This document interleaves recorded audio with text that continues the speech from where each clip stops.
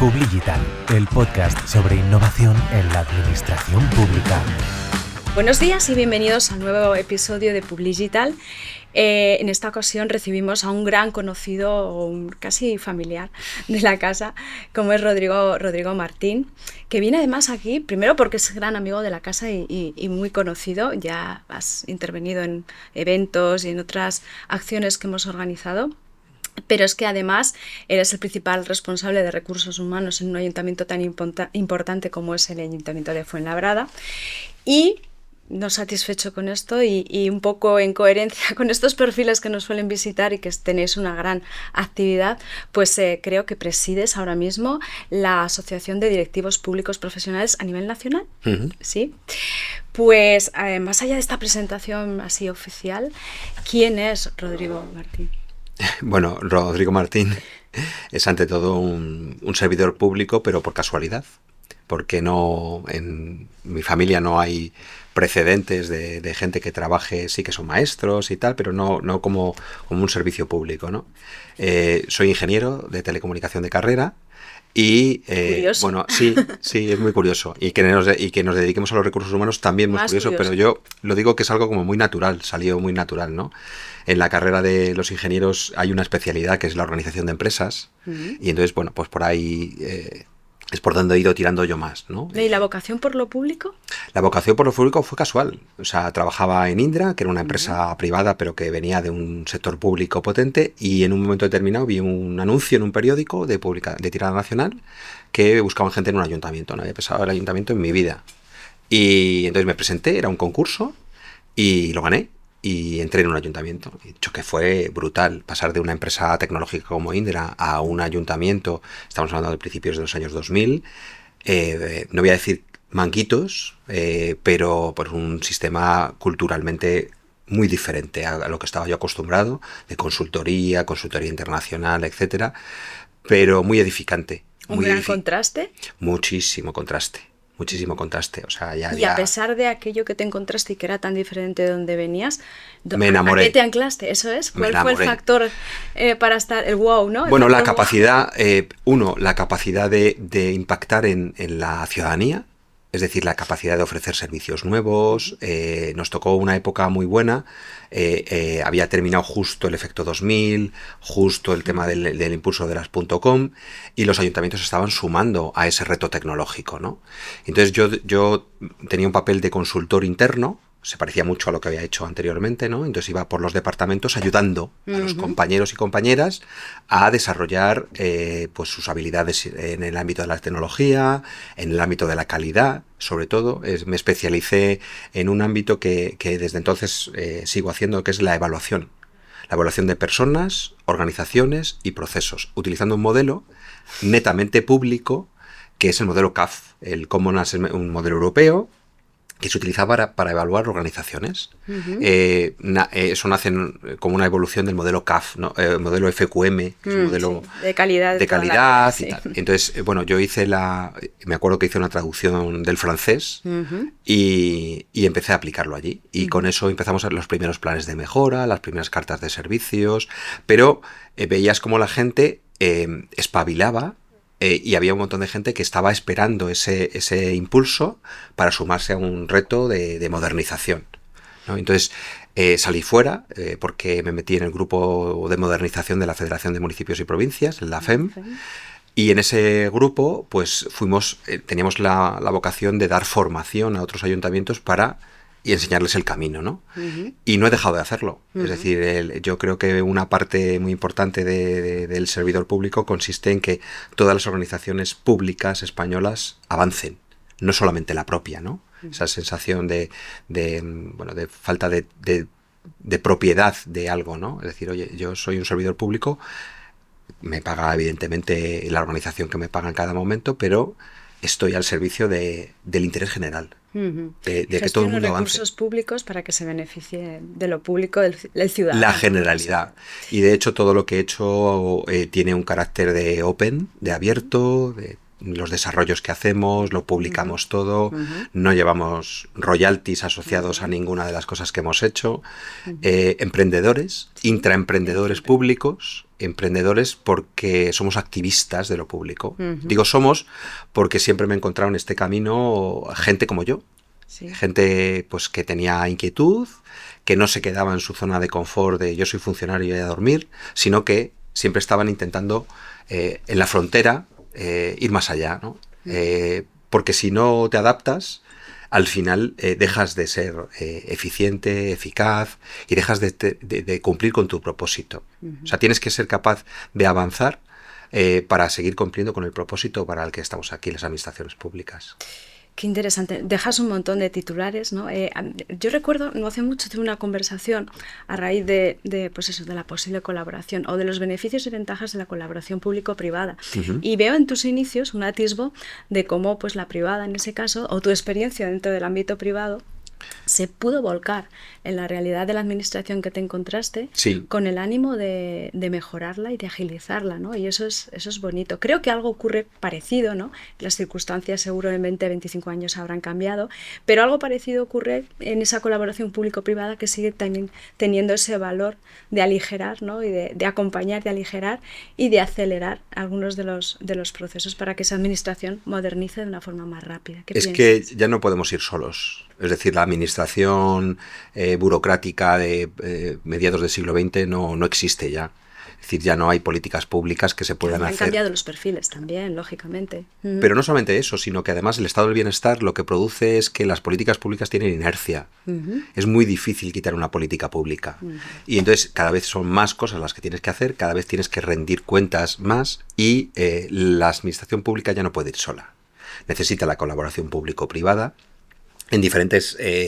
yo siempre creo que la esencia de lo público no se puede perder, es decir, tiene que haber alguien que gobierne o que ayude a la gobernanza de un sistema en el que hay muchos actores, incluido también el ciudadano. Es decir, porque parte del proceso que estamos haciendo de transformación digital incluye una coproducción de servicios públicos. Tenemos un ciudadano mejor formado, mejor informado, pero es un activo. Es decir, es él el que viene a buscarnos. Es demandante. Es demandante. Lo que llamamos un prosumer, ¿no? Exactamente, es un prosumer. Y en eso lo que hace es que para que funcione la administración pública tenemos que tener en cuenta cómo el prosumer se aproxima a la administración y es diferente. Entonces, eso yo siempre he abogado por la colaboración público-privada. De hecho, cuando trabajaba en Indra, el cliente era público, pero yo era un sector privado que ayudaba al público desde muchas maneras, no solamente desde un punto de vista puramente economicista, sino estableciendo pues, redes de colaboración más allá del mero negocio, ¿no? Yo creo que ahí es verdad que las empresas también han modulado mucho su visión de negocio y yo creo que pues eso, las políticas dedicadas a añadir valor a la sociedad han hecho mucho bien. Convergemos en ese propósito, ¿no? Que es un poco que trasciende la unidad de negocio, que digo yo, ¿no? Y que va a otro nivel, va a otro plano. Sí. Me estaría hablando de estos temas millones, pero quiero adentrarme en nuestros bloques que tenemos previstos. Me gustaría saber cómo meternos o profundizar un poquito en ese papel como director de una asociación de directivos públicos profesionales. Lo primero, para aquellos que nos escuchen y que no sepan o no tengan claro el identificar un directivo público profesional, ¿qué es? ¿Qué perfil es? Bueno, un directivo público profesional es un agente del cambio. Es decir, tiene una encomienda por parte del político, en este caso, que es el elegido, el que tiene legitimidad democrática. Y caduca. Y caduca cada 4 años. Y el directivo es un agente que habla los dos lenguajes, el lenguaje político y el lenguaje de la administración o de la empresa, porque aquí nos estamos refiriendo que el directivo público es en todo el sector público institucional. Al final dirigimos. ¿Dirigimos qué? Dirigimos personas, organizaciones o procesos, de acuerdo con unas directrices políticas, con unas políticas públicas, y nosotros nos encargamos de hacer esa parte más técnica de apoyo al político en el sentido de cuánto cuesta, cuándo se puede hacer o a quien necesitamos en una determinada política pública, ¿no? Meridianamente claro. Pero desde una perspectiva activa, no yo estoy quieto y recibo, sino nosotros abogamos por un directivo proactivo en el sentido de estamos comprometidos con el gobierno en cuanto a que el nombramiento va asociado a un nombramiento político, pero no somos políticos. Nos diferenciamos radicalmente en los políticos en el que nuestras lógicas de gestión son prioritarias. Y entonces el político tiene que conjugar el nombramiento de un directivo con las dos cosas. Nosotros no concebimos que haya un directivo como tal, no digo un funcionario, porque nosotros planteamos que los directivos no tienen que ser todos funcionarios necesariamente, sino que puede haber gente, o personal laboral de alta dirección, de hecho en las empresas públicas funciona así, de un carácter abierto. ¿Y qué es lo que nos define como directivos? Que tenemos competencias directivas, que nos han elegido en base a nuestra experiencia y nuestras habilidades y no en base a nuestra confianza personal o partidaria. Es decir, nosotros defendemos un proceso de provisión de personal directivo en concurrencia, que es como dice la norma. La asociación surge años después de la norma que por primera vez en España establece con carácter general la figura del directivo público profesional, porque existían perfiles de directivos en otras normas, en otras, pero la característica fundamental aquí es el directivo público profesional es el quien hace funciones directivas en las administraciones públicas, una función directiva con autonomía y con capacidad de gestión. Nosotros hacemos que las cosas ocurran, porque no estamos esperando a que llegue un político a decirnos que quiere esto, quiere lo otro, sino que, de acuerdo con el programa electoral, podemos contribuir a una planificación, a que se hagan las cosas, a que se detecten, oye, una determinada política pública lo es porque el político quiere cambiar la realidad, pero tiene que hacerla en base a datos. Entonces nosotros nos encargamos de toda esa parte sofisticada de la gestión y aportamos la legitimidad meritocrática de nuestra profesión de directivos. Muchos de nosotros somos funcionarios, otros no.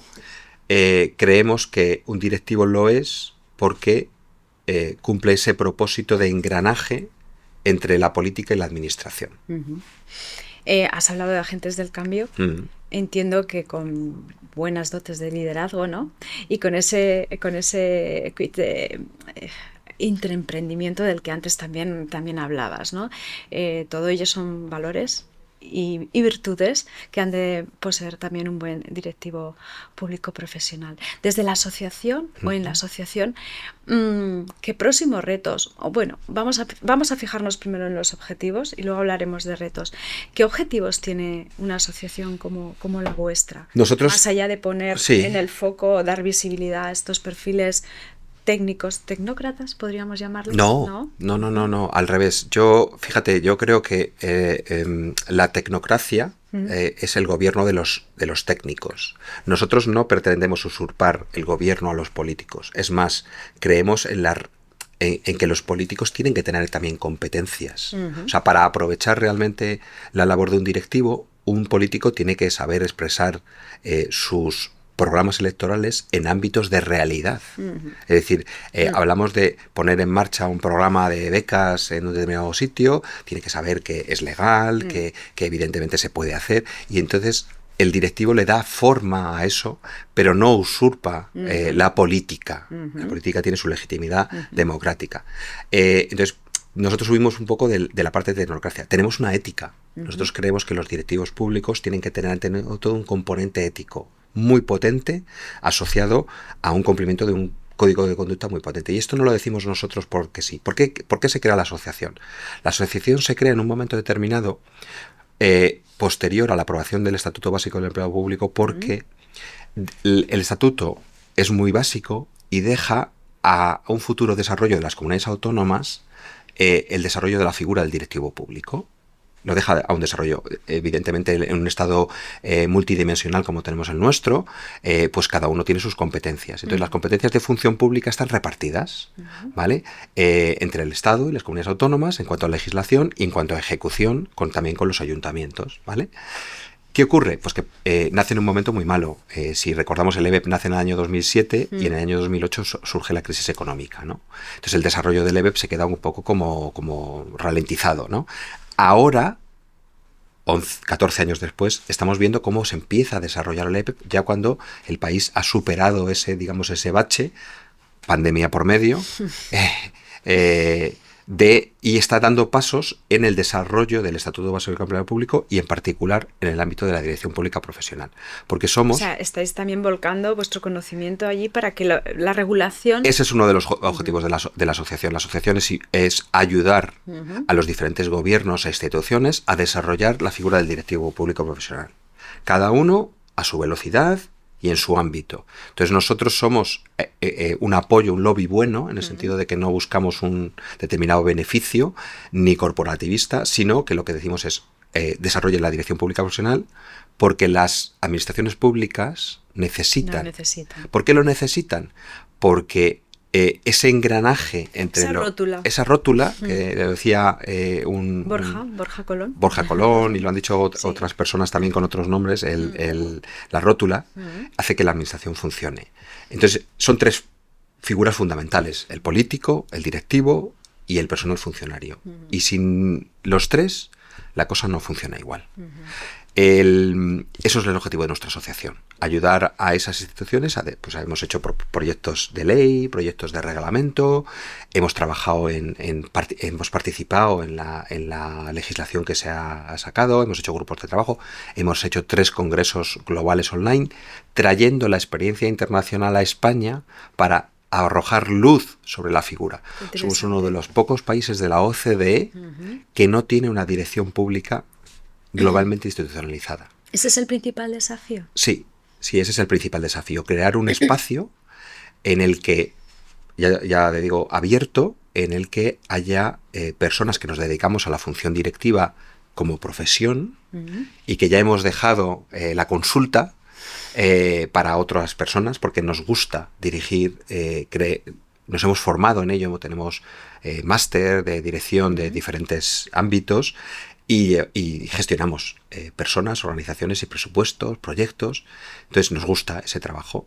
Es una profesión. ¿Y crees que es un desafío abarcable, cumplible? Lo digo dentro del contexto de estas de normativas, esta volatilidad que nos inunda, esta falta de contexto, cuando necesitamos además tanto contexto, ¿no? para gestionar incertidumbres. ¿Eres positivo? Soy muy positivo. Yo sí. Inasequible el desaliento. Me gusta.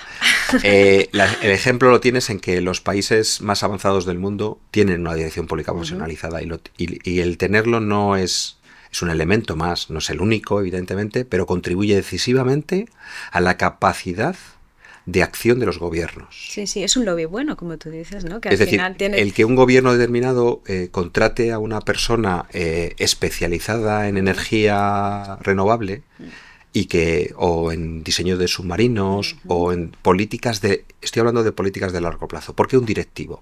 Tú lo has dicho, el político tiene una caducidad y el directivo tiene una vocación un poco más larga. No infinita, porque nosotros creemos que estar asociado con una gestión del cambio habla de los ciclos que deben ser mayores que el ciclo político, pero no infinitos. De hecho, Europa, los directivos de las agencias europeas, que es uno de los más de los modelos que más nos gusta, son 7 años. 7 años da para desarrollar un buen proyecto de una determinada no estamos organización. Hablando de corto plazo. No estamos hablando de ahora, por ejemplo, el Estado ha regulado 5 años, renovable por 1 más, tras el cual se tiene que volver a convocar el puesto. Bueno, pues ahí está. Esto es ideal. Sí. Quiero decir, y el Estado lo ha regulado. Es verdad que lo ha regulado ahora, mucho más tarde de lo que otros pensamos, pero vamos caminando en la dirección correcta. Y que tenéis ese expertise para muchos temas. Es un perfil muy, muy transversal y que puede aportar ese conocimiento, ¿no? Del lobby bueno, como decías, en muchos aspectos que sin duda mejorarían, porque al final se trata de mejorar la administración. Se trata de mejorar el servicio público y a través de la mejora de la administración, sin duda, ¿no? Pero el directivo es ese que va a estar en la frontera del conocimiento, en la frontera de la acción y el que va a asumir... Y en el terreno también, ¿no? Exactamente. la responsabilidad de llevar a cabo un determinado reto puesto por un político. Eso es, el germen es que estamos en una simbiosis, pero el directivo también hace simbiosis con el empleo público estable, que eso sí que tiene vocación de permanencia infinita, ¿no? Y además estáis muy bien organizados y tenéis vuestras citas, ¿no? Vuestras reuniones. Háblanos, ¿cuáles son las que tenemos que apuntar en la agenda en los próximos meses, año? Sí, bueno, pues nosotros tenemos una asamblea anual, como toda asociación, ¿no? Y este año la vamos a hacer coincidir con el CENIS, con el Congreso Nacional Creo que es en noviembre, de Innovación. No, el CENIS es en mayo. Sí, este año es antes. En mayo, sí, este año es antes. Bueno, aprovechamos tener sinergias con también organizaciones del tercer sector para aprovechar y juntarnos, ¿no? Y intercambiar conocimiento. Estos foros, estos encuentros su principal valor es eso, ¿no? Tenemos una vocación nacional y por ello tenemos mucha visibilidad en redes, tenemos bastantes acciones que hacemos online. Lo sé. Porque esas son las cosas, como he dicho, el congreso online que organizamos cada 2 años, lo hacemos porque así evitamos desplazamientos. Nosotros ya hicimos el primer congreso antes de la pandemia. Ya fuisteis digitales. Ya fuimos digitales en el 2019, ya hicimos el primer congreso. No sabíamos que esto iba a ocurrir, evidentemente, a finales del 19, pero bueno, es una de las formas que tiene de traer sobre todo la parte internacional, de una forma asumible. La cita es la internacional, la cita es este año, ¿no? Es al siguiente. A principios, es decir, a principios del año 26. Es cuando tendremos el 4º Congreso Global Online de Dirección Pública Profesional, en el que yo creo que por primera vez podremos aportar desde España avances significativos. ¿Cuántos países? Pues hemos hecho, por tener una estimación. Países, lo que tenemos es continentes. Es decir, tenemos Europa, hemos tenido siempre un continente europeo, hemos tenido pues Australia, con Nueva Gales del Sur, tenemos mucha presencia latinoamericana, el tema del país, hemos tenido a Francia, hemos tenido a Estados Unidos, que tiene una asociación internacional de City Managers, ICMA, que también ha participado con nosotros, hemos tenido a Egipto, hemos tenido a Sierra Leona, Dinamarca, hemos tenido México, por supuesto, a Argentina, y así a Singapur. Nos apoyó, una de las ediciones nos apoyó el presidente de Singapur. Singapur es uno de los ciudades-estado que tiene uno de los sistemas de dirección pública más avanzados del mundo, junto con Corea. ¿Y cómo está España? España es muy grande. A ver, los sistemas de dirección pública profesionalizado que tienen otros países los tienen a nivel estatal. Es decir, a nivel federal, en el caso, por ejemplo, de Estados Unidos, ¿no? O el Senior Civil Service del Reino Unido. España avanza a diferentes velocidades. Hay administraciones públicas muy avanzadas, como es el caso de la Junta de Andalucía, que lleva muchos años trabajando en esto y que ya reguló en una ley de función pública la dirección pública profesional, y le queda un desarrollo que también ha establecido por ley de la parte de directivos. Pero es una de las legislaciones más avanzadas que hay. Es lo que tiene que llegar después, que aprovechas el conocimiento de los otros para hacer lo tuyo. El Estado está llegando, pero queda camino por hacer, en el sentido de somos optimistas, creemos que tenemos una buena base de personas que se dedican a la dirección pública, y la discusión, yo he hecho un artículo que se ha publicado en la revista de Documentación Administrativa muy recientemente, en el que hablo de dar un paso atrás, curiosamente, respecto a dónde surge la figura del directivo o público en la OCDE. Y la figura del directivo público, algunas se van al siglo XIX, pero digamos la que está ahora en boga surge con la nueva gestión pública, que es una política que ponen en marcha los gobiernos anglosajones en la crisis de los años 70, de finales de los años 70. Y ahí es donde se dice que hay que traer gestores para que seamos más eficientes y eficaces, sobre todo gestores del cambio, de fuera de la administración, y que se incorporen a la administración de una forma aprovechando el talento que hay fuera, ¿no? De, oye, ¿qué es lo que se hace bien en las empresas? Vamos a incorporarlo. Eso se produce en la época del gobierno de Margaret Thatcher, se producen en Nueva Zelanda, en Dinamarca, en países sobre todo de anglosajones y nórdicos, ¿no? Entonces yo doy un paso atrás en el sentido de ¿y qué es un directivo? Pues un directivo no es un alto funcionario, un directivo no es un determinado perfil, sino es una persona que ejerce esa función clave de gestión del cambio, con independencia del régimen jurídico que tenga. Uh-huh. Y creo que España es muy diversa y es capaz de encajar diferentes regímenes jurídicos para directivos públicos. Que no es tan importante, evidentemente en lo micro sí, no es tan importante la regulación, una regulación homogénea, como pueden tener otros. Como que exista. Que sino que la figura sea ese espacio en el que se entienda la política como una herramienta para hacer política, de decir, oye, yo necesito cambiar la política de vivienda en un determinado ámbito. ¿A quién me traigo? Pues puede haber gente del sector privado muy potente. Ojo, nosotros defendemos que aunque vengas del sector privado, tienes que conocer las reglas de la casa. De hecho, hicimos un grupo de gente de la asociación, desde constituirnos a la asociación, hicimos un diccionario de competencias de dirección pública profesional y después construimos un sistema de certificación de esas competencias y uno de los quesitos, porque era como el trivial, sí. El trivial que tenía los quesitos que ibas rellenando en función de los conocimientos que tenías, uno de los quesitos es la gestión de recursos públicos. Es decir, ¿por qué? Porque esa es la manera de garantizar que una persona, a pesar de venir de otro sector o del sector privado, conoce las reglas de la casa, fundamental para ser eficiente y eficaz desde el primer momento. Uh-huh. Eso lo dice la norma de certificación de personas, una norma internacional con la que se certifican cosas como los project managers, por ejemplo, del PMI. Sí. Pues es una norma que es la 17.024, con la que construimos un sistema de evaluación de personal directivo público profesional en España. Estás abriendo muchos melones y podríamos tener un podcast de 5 horas porque, bueno, según vas hablando se me ocurren muchos temas y, bueno, lo que podemos hacer es emplazarte para otra ocasión y hablar de temas diferentes, ¿no? Pero ahora le quiero meter mano a tu faceta como gran responsable de recursos humanos en un ayuntamiento como es el de Fuenlabrada. ¿Qué retos específicos, porque imagino que en un ayuntamiento tan grande, pues las complicaciones, la gestión de todo eso tiene que ser altamente compleja, ¿no? Con muchos factores que inciden y que precisamente la dotan de esa complejidad, ¿no? ¿Y qué retos identificaste o tienes identificados como los principales en la gestión de las personas? Bueno, en Fuenlabrada llevo poco tiempo.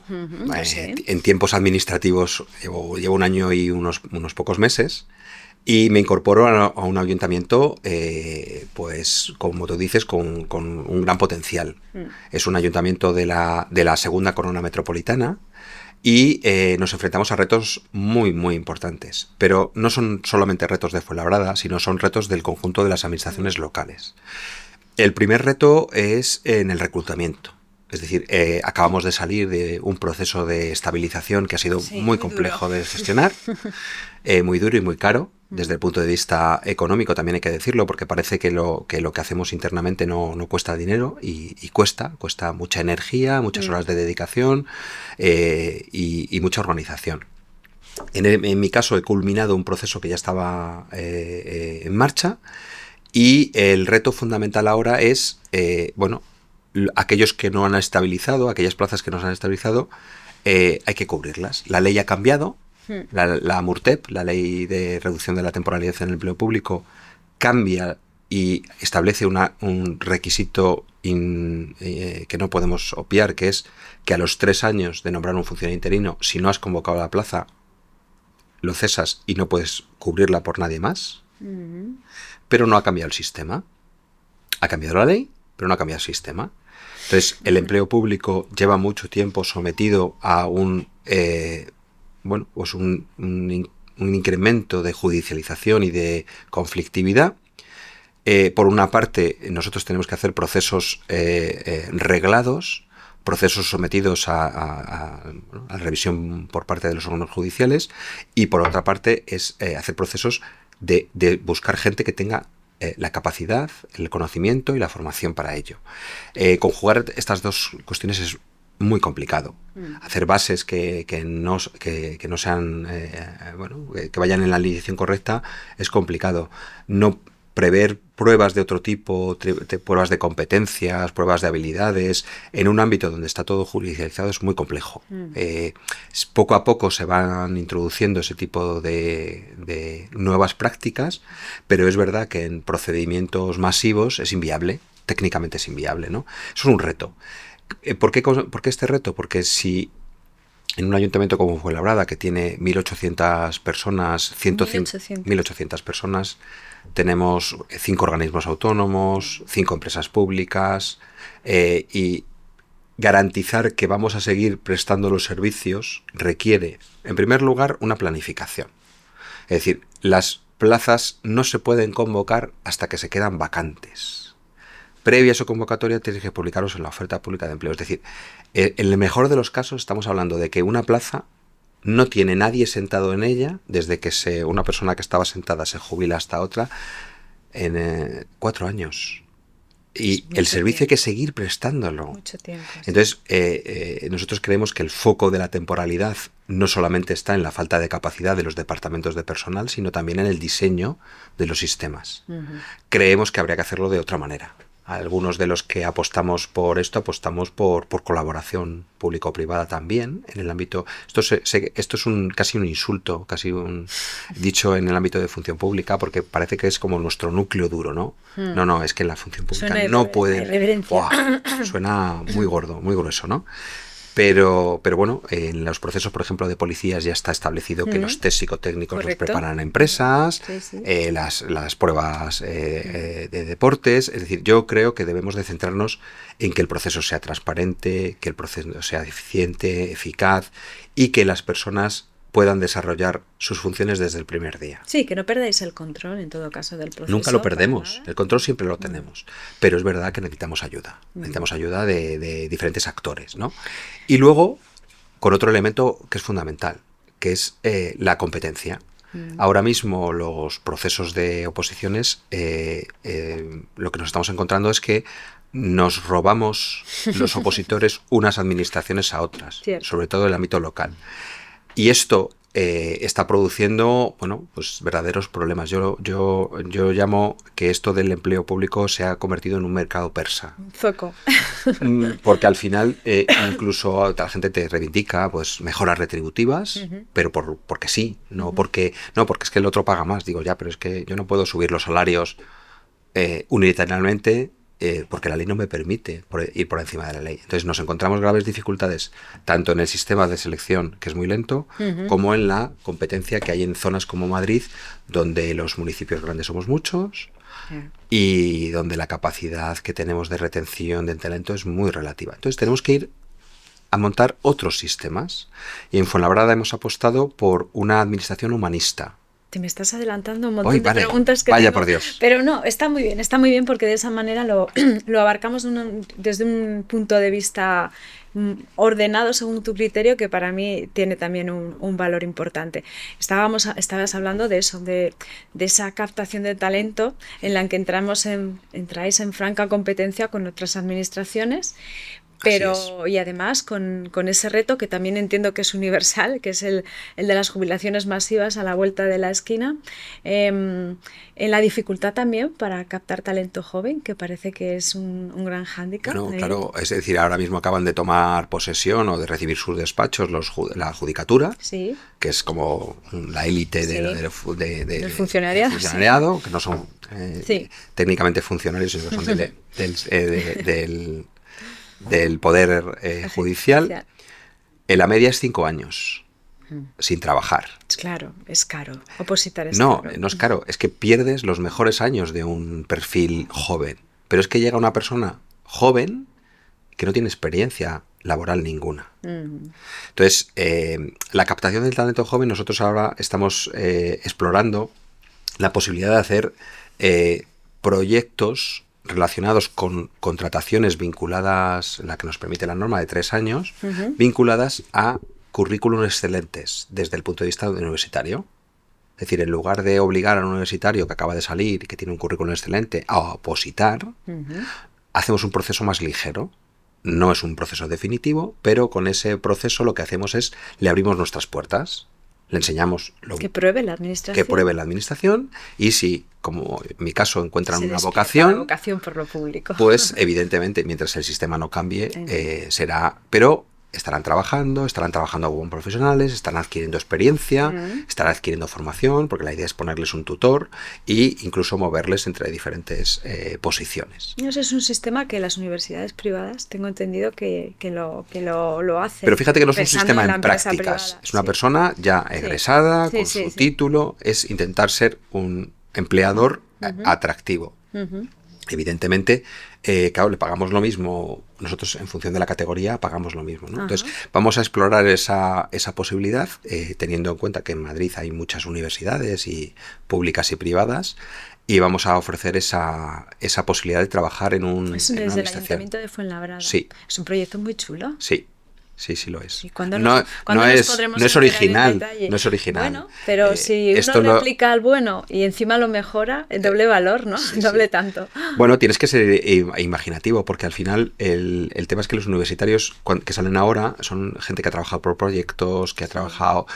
Evidentemente, el que tiene claro que quiere opositar y se va a poner a opositar, pues lo puede hacer y nosotros seguiremos ofreciendo nuestras plazas tradicionalmente, pero sí que queremos incluso abrirlo, por ejemplo, igual con los funcionarios o el grupo de los FPs, de los nuevas formaciones profesionales. Creemos que la administración pública es un sitio donde se pueden desarrollar este tipo de profesiones con bastantes técnicos de riesgos profesionales, gente, esa FP que no necesariamente tiene que ser titulación universitaria, ¿no? Pero que sin duda es una tecnificación de la administración pública. Eso es muy interesante, sí, sin duda, que además siempre la FP como que ha estado devaluada dentro del sistema educativo, ¿no? Y de repente pues esos perfiles tienen un valor añadido. No tienen paro, ahora mismo son perfiles que no tienen paro. Y tenemos un déficit en cuanto a la oferta formativa, que bueno, que esperamos que si hay más empresas que los contratan, y las administraciones públicas estamos ahí, estamos mirando ese perfil de personas con mucha atención. No puedo dejar de pensar cuando me estás contando esto en que es una seña de innovación o es un atisbo de innovación, ¿no? Que luego si toma fuerza, toma volumen, se convertirá en una forma diferente de darle solución a algo y para mí eso es la innovación. Sí. ¿Es del que posiblemente puedes estar más orgulloso, ese tipo de proyectos? ¿Hay algún proyecto más de similares características que te gustaría compartir hoy aquí con... Bueno, en Fuenlabrada, el equipo de gente se denomina el Departamento para la Gestión y el Desarrollo de las Personas. ¿Cómo? El departamento que dirijo se denomina Dirección General para la Gestión y el Desarrollo de las Personas. Lo del desarrollo de las personas es muy interesante. Bueno, pues habla de carrera también, ¿no? Claro. De dar la oportunidad de una carrera profesional. Bueno, de poner a la persona en el centro. O sea, al final nosotros, el ciclo de la persona empleada pública, el ciclo de vida de la persona empleada pública en la administración, pues es desde que entran hasta que, salen por la razón que sea. Esperemos que por jubilación, ¿no? Felizmente jubilados. Entonces, todo ese ciclo, nosotros, por ejemplo, estamos haciendo un esfuerzo bastante importante respecto al tema de la evaluación de riesgos psicosociales y la salud mental. Todo esto en base a datos. Hemos detectado que se ha incrementado, no somos únicos, el número de bajas y la longitud de las bajas asociadas a componentes mentales, ¿vale? No estamos hablando de gente necesariamente enferma, sino que gente que no puede lidiar con una realidad cada vez más compleja, ¿no? Entonces nos preocupa y lo que hemos hecho ha sido poner en marcha, junto con la Delegación de Políticas Sociales, un plan de salud mental con iniciativas proactivas respecto a tratar que nuestras personas empleadas públicas tengan mejores herramientas para afrontar este tipo de retos. Sí, para que haya una mejora de la gestión emocional y que cada uno pues al final sepa... Que sepan priorizar sus tareas, que sepan... Nosotros tenemos bastantes herramientas de conciliación, ¿vale? Pero no es lo único en lo que trabajamos, sino que trabajamos también en ofrecerle recursos a las personas. Tenemos un mecanismo potente de detección de conflictos dentro de la organización. Qué bueno. Sí, sí. A través del departamento clásico de prevención de riesgos laborales, digamos, hemos ampliado a prevención del conflicto. Entonces, siempre que se produce un conflicto, pues hay una primera toma de contacto, se trata mucho con mucha confidencialidad y con mucho mimo a las personas, y se le dan herramientas para las dos partes o en conflicto puedan gestionar en su ámbito, antes de ir a un tema pues que pueda desencadenar en un tema de conflicto de acoso laboral o de acoso de cualquier otro tipo. Que se descontrole. Exactamente. Entonces, junto con la parte social, estamos trabajando en eso. Esa parte social, al final, recae también en el área de recursos humanos. Sí. Totalmente. Sí. Con la parte social, ese bienestar, sí, que al final también impacta en el clima laboral, ¿no? Gestión de expectativas. Yo siempre digo que un funcionario, un servidor público feliz es sinónimo de un servicio de calidad. Eso para mí es un binomio que va unido, sí o sí, ¿no? Sí. Entonces, todo lo que sea fomentar políticas que favorezcan ese clima laboral y ese bienestar profesional y personal del funcionario público Así es. Es un valor al alza. Así es. Y, por ejemplo, una de las cosas que hemos priorizado es que se ha hecho una nueva ley de conciliación y ya hemos incorporado a nuestro convenio todas las mejoras de la ley. Hemos incorporado, como os digo, en estos equipos multidisciplinares, y recientemente, bueno, la semana que viene tenemos otra reunión para seguir delimitando acciones. Otra, por ejemplo, tenemos una evaluación de riesgos psicosociales hecha, y queremos hacer un plan de acción de cada departamento tendrá su propio plan de acción para mejorar. Por ejemplo, un tema que reduce mucho los riesgos psicosociales es la comunicación interna. Eso te iba a preguntar, ¿cómo vamos de comunicación? Porque la comunicación interna bien gestionada nos evita un montón de problemas. Bulos, rumores maliciosos, y que al final de eso genera un enrarecimiento del clima, y ahí se está peor que trabajando, sin duda alguna. Sin duda. La comunicación interna siempre es mejorable, ¿vale? Y no, qué duda cabe que la comunicación interna tiene que ser un elemento, pero siempre se ha descuidado. Es decir, la cantidad de acciones de comunicación interna que un departamento de recursos humanos puede hacer es brutal, pero no lo hacemos porque nos hemos centrado en lo administrativo. No, es decir, bueno, es que con publicar la convocatoria aquí ya vale. Yeah. O sea, yo cumplo mis plazos legales o mis publicaciones legales, y el funcionario lo que tiene que hacer es leerme. Yeah. Sí. Pues no. Yo creo que lo que hay que hacer es preguntarle al empleado público qué es lo que necesita saber. Hay que darle la vuelta y diagnosticar. Entonces, bueno, en la parte de comunicación interna es la primera acción de la reducción de riesgos psicosociales. Nosotros tenemos un ayuntamiento, y no es el único, muy sobrecargado. No se dejan de hacer cosas, cada vez las cosas llevan más plazos más cortos, hay una obligación de rendición de cuentas. Entonces, la carga mental, la sensación de que el trabajo no acaba nunca, es muy dura. Es muy agotante ya de por sí. Claro, entonces, pero es verdad que el trabajo no cesa. Y entonces cada vez somos menos, porque tenemos una tasa de reposición. Bueno, pues tienes que ir gestionando esa carga mental a través de otros mecanismos. Tú has hablado de la felicidad. Nosotros no somos tan pretenciosos bienestar. Fíjate, felicidad igual es demasiado ambicioso, pero una sensación de bienestar, de que, bueno, si vienen mal dadas, se va a poder gestionar porque la actitud es positiva, es constructiva, ¿no? Sobre todo de recoger siempre la pelota. Es decir, oye, cualquiera que tenga un problema, que venga aquí. Que no caiga en saco roto. Que no roto, deje de pensar que esto está abierto, tenemos un departamento que no tiene importante. puertas, y tenemos sitios también para tener conversaciones más privadas, pero le damos la importancia a la persona. Cualquiera que sea la categoría y cualquiera que sea el nivel, o incluso la contratación. Pues, Rodrigo, estamos casi finalizando nuestra conversación. A mí me gustaría que desde tu experiencia y desde la humildad, si pudieras hacer 2, 3 recomendaciones o algo que a ti te ha funcionado, o que crees que por ahí vamos bien, va bien la gestión de las personas con la adopción de ciertas medidas, más allá de todas las que hemos hablado de muchísimas cosas hoy. Así, en plan resumen, ¿no? En plan puntos. ¿Qué no deberíamos olvidar para gestionar bien a nuestros equipos? Pues eso, el equipo. O sea, yo creo que la parte más importante del trabajo que yo hago es el equipo de gente con el que tengo, que es un equipo de gente que no he seleccionado yo, pero que es profesional y que, que lo que quiere es desarrollar su trabajo de la mejor manera posible. Entonces, lo que siempre ha funcionado es escuchar al equipo, que tiene muchas cosas que decir y tiene mucha más experiencia que uno que llega a gestionar el cambio en la organización. Y otra de las cosas que más me ha funcionado es la tecnología.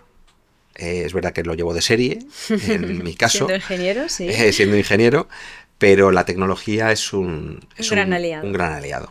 La tecnología, yo creo que estar pendiente de los retos tecnológicos y estar pendiente de lo que hacen otros, el benchmarking, es otro de los elementos que me ha funcionado. Yo soy poco original. Si hablo de innovación es porque he cogido una idea de otro y le he adaptado a mi realidad. He cogido una metodología determinada y la he adaptado a mi realidad. Y poner a la persona empleada pública en el centro. Yo no sé si eso ayuda. No es que sea una receta muy, muy sofisticada. A ver, es resumir lo complejo, sí. Que es muy complejo, ¿vale?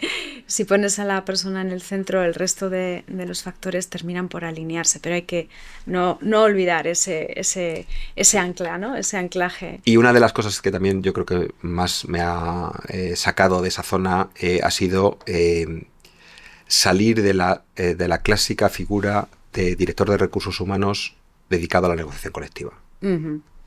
Que os lleva muchas horas, mucho tiempo, muchos... Bueno, es infinito. Sí. Si te dedicas solo a eso, es infinito. Entonces te tienes que salir de esa lógica que es obligatoria y que es importante y abrirte a otros procesos y proyectos que tienes que hacer. Pues ya para finalizar, iniciábamos nuestra conversación con un acercamiento a la persona, más allá de al profesional, y me gusta siempre cerrar también con ese acercamiento a la persona de nuevo para redondear nuestra conversación. Y aquí te pregunto, ¿qué lectura nos recomendarías? Uy, qué difícil. Para este fin de semana, a ver, algo que pudiera leer y que me sirviera. Amplio espectro, no tiene que ser relacionado con la administración, ni siquiera con los recursos humanos. Dos, que tienen que ver, una con una noticia que acaba de aparecer, relacionada con DeepSeek. Y es ¿Conmocionado el mercado? Bueno, no sé si conmocionado. De las tecnológicas. Ya a mí no me ha sorprendido, porque una de las lecturas que recomiendo es Kai-Fu Lee, Las superpotencias de la inteligencia artificial. Pero no es un libro para un fin de semana. Es denso, más denso. Es largo, es denso, y habla de una trayectoria de un chino dedicado al tema tecnológico y hablando de China y del mercado chino desde dentro. Muy ilustrativo. Muy ilustrativo de lo que son capaces de hacer un gobierno, teóricamente un gobierno no libre, desde el punto de vista del mercado y de las personas, ¿no? Al servicio de una determinada política, ¿no? Muy, muy ilustrativo. Y otro que yo creo que es más de... Me encanta la novela policíaca, me encantan las novelas de crímenes. Y el último es La taberna de Silos. Tendría que mirar el autor, pero habla de un crimen cometido en la España del siglo XII. Bueno, pues... efectivamente, el monasterio de Silos. Pues fíjate... Os lo recomiendo. Ese sí que es de fin de semana. En el siglo XXI seguro que seguimos aprendiendo de muchas de las historias humanas del siglo XII en este caso, ¿no? Muchísimas gracias por estar hoy en nuestro podcast, por ser el protagonista del segundo del 2025 y que te esperamos para seguir hablando de toda esa infinidad de temas que nos has sacado hoy aquí y que se nos quedan en el tintero. Muchísimas gracias. Muchísimas gracias a vosotros también. Publigital, el podcast sobre innovación en la administración pública.